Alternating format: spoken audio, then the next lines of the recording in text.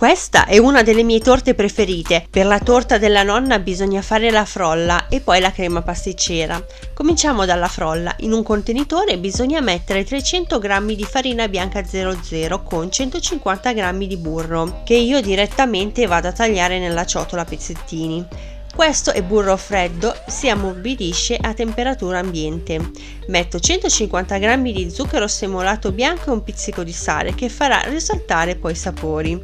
Separa 2 tuorli dagli albumi perché ti servono e metti anche nella ciotola un uovo intero e un pizzico di lievito, questo è opzionale, mettine dai 2 ai 3 grammi, vanno bene comunque. Devi impastare il tutto molto velocemente fino ad ottenere un panetto liscio e omogeneo. Nell'impasto della frolla ci devi mettere l'aroma di limone.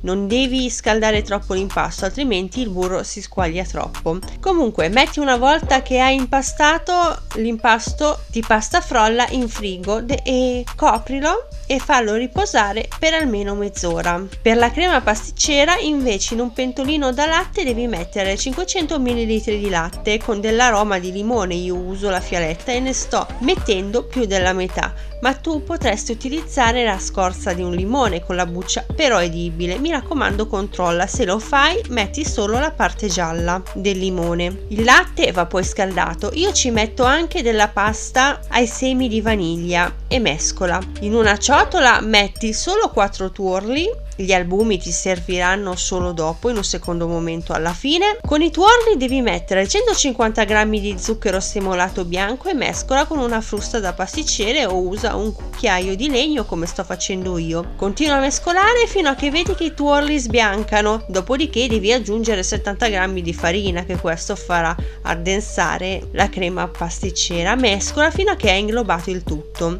Il latte deve aver preso a sobbollire quando lo devi travasare nella ciotola. Insomma, mescola parte del latte in modo da far sciogliere il tutto. Quando vedi che nella ciotola non ci sono più i grumi, devi ritravasare il composto nella pentola da latte e in seguito devi mescolare fino a che la crema ti si addensa. A questo punto la crema pasticcera deve raffreddarsi. Io la crema la copro e la conservo in frigo. Io vado a fare 2 torte.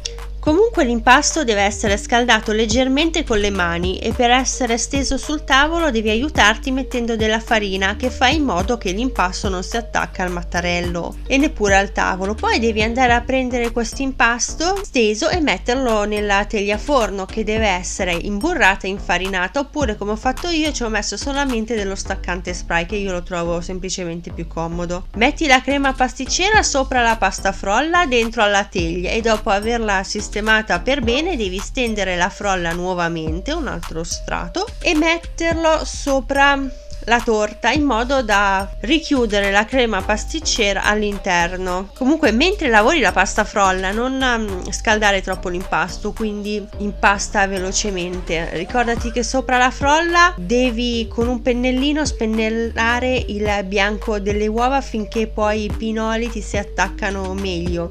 Poi devi bucare la frolla in superficie affinché non si creano delle bolle in cottura e usa una quantità di pinoli che vuoi te. Più pinoli usi, più la torta sarà buona, quindi ricopri la superficie di pinoli e schiacciali alla frolla affinché si attaccano bene all'impasto. Comunque la torta va cotta in forno preriscaldato a 180 gradi per una sessantina di minuti o comunque fino a che tu vedi che la torta si è ben dorata.